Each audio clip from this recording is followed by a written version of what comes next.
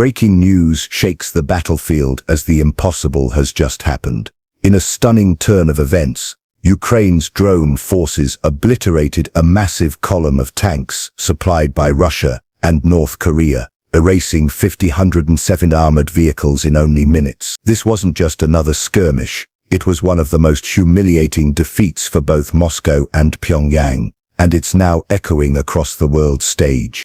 Hello everyone, welcome back to InfoPulse 0.2. If you're new here, make sure you hit the subscribe button and like this video so you never miss the most explosive updates from the front lines. Now let's dive deep into this unbelievable development that could rewrite how wars are fought in the 21st century. At the heart of this shocking event is North Korea's gamble. In recent months, Pyongyang shipped hundreds of Soviet-era tanks and armored vehicles to Russia in an attempt to reinforce Moscow's staggering losses in Ukraine. The move was meant to demonstrate solidarity with Russia and showcase North Korea's ability to project strength beyond its borders. For the Kremlin, these reinforcements were supposed to be a lifeline. Instead, they turned into one of the greatest embarrassments of the war. When this convoy of 15-7 tanks and armored carriers rolled into contested territory, Russia believed it was deploying a decisive force that would punch through Ukraine's defensive lines. But Ukraine's military, armed with an ever-growing arsenal of drones, had anticipated the movement. Ukrainian drones ranging from small commercial quadcopters adapted with explosives to large, long-range unmanned aircraft tracked the convoy with deadly precision. The results were catastrophic. Within minutes, waves of drones descended on the tanks. Explosives dropped from above, pierced the thin top armor of vehicles that were never designed to withstand aerial strikes. Loitering munitions swooped down from high altitudes, striking tanks one by one in a synchronized storm of destruction. What was meant to be a show of power turned into an apocalyptic inferno of burning steel and shattered armor. The images emerging from the battlefield are nothing short of surreal. Entire fields are littered with destroyed tanks, their hulks smoldering, black smoke rising into the sky like funeral pyres. What had been an armored advance turned into a graveyard of machinery in just a single engagement. For military historians, it will be remembered as one of the largest and fastest eradications of tanks in modern history. What makes this event so significant is not only the sheer number of tanks destroyed, but the speed and efficiency of the operation. Traditional warfare assumed that armored columns could withstand artillery barrages or missile strikes long enough to achieve breakthroughs. But drones, cheap and numerous, have changed the equation. With each strike costing a fraction of a tank's price, Ukraine demonstrated how outdated the concept of massed armor has become. This isn't just a battlefield defeat. It's a humiliation that carries deep symbolic weight. Russia relied on North Korean support to mask its own industrial weaknesses, showcasing to the world that Moscow was not isolated. Instead, this partnership has now backfired spectacularly. The supposed reinforcements became nothing more than target practice for Ukraine's drone brigades. For North Korea, the embarrassment cuts even deeper. Pyongyang wanted to show that its military hardware could tip the balance of war, but instead its tanks were exposed as relics of the past. Images of North Korean tanks burning on European soil are being broadcast across the globe, undermining the myth of Kim Jong-un's powerful arsenal. The psychological impact is enormous, both for the regimes involved and their propaganda machines. Military experts are calling this event a turning point. For decades, tanks were seen as the kings of the battlefield, deciding wars from World War II to the Gulf War. But in Ukraine, we are witnessing their dethronement. The age of the drone is here, and the destruction of 15-7 tanks in minutes is the ultimate proof. The economics of the battle are just as staggering. A modern tank can cost anywhere from $3 to $10 million, depending on upgrades and equipment. Destroying 107 means Russia and North Korea lost the equivalent of billions of dollars worth of military hardware. Yet each drone that carried out the strike may have cost only a few $1,000s. The imbalance is so extreme that it's redefining military strategy around the world.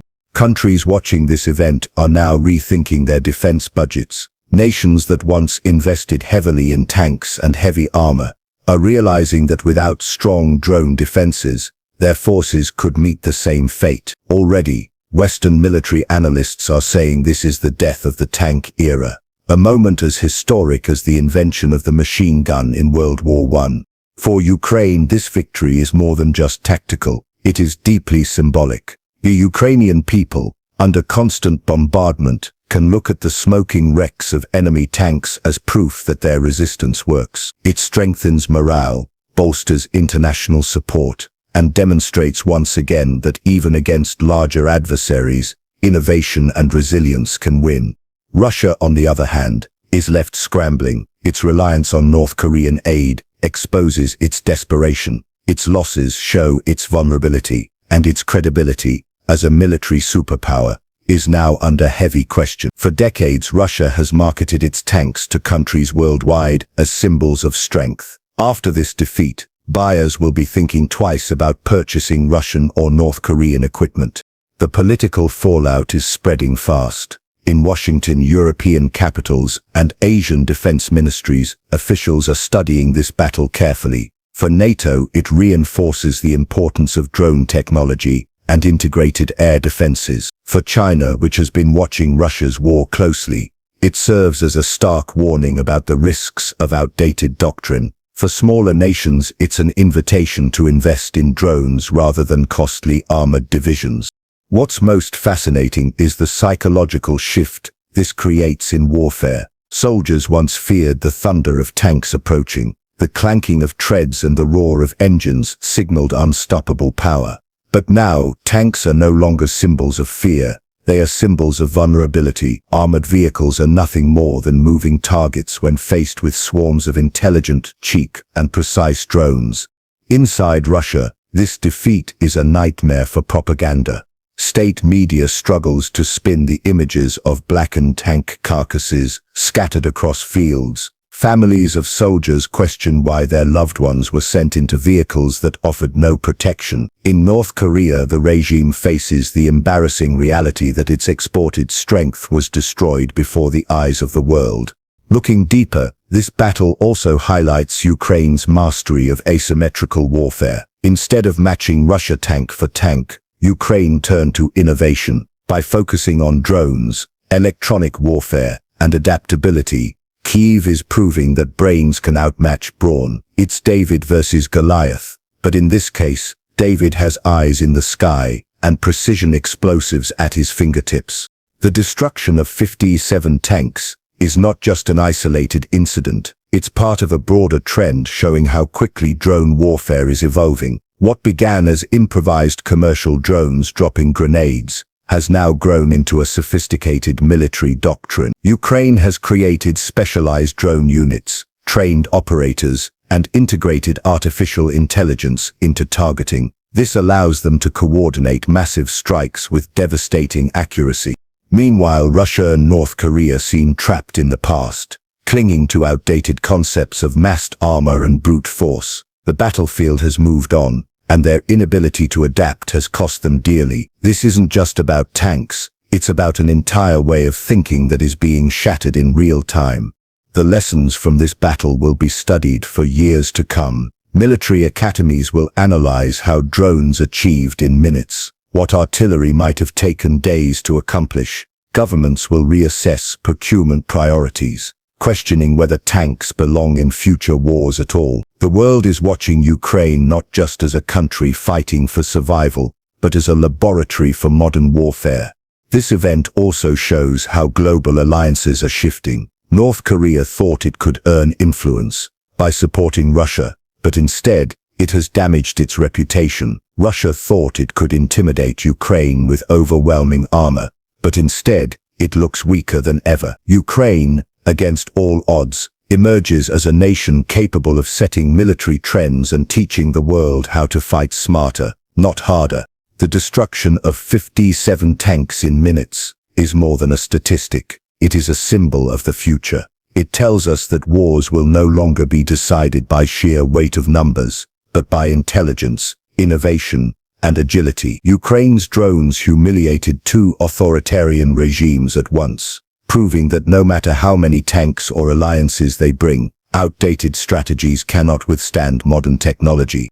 And so, as the smoke clears from the battlefield, the world is left with a new reality. The tank age is ending, and the drone age is here. Russia and North Korea will have to face the consequences of their humiliation, while Ukraine and its allies move forward with renewed confidence. This battle will be remembered as one of the defining moments of 21st century warfare.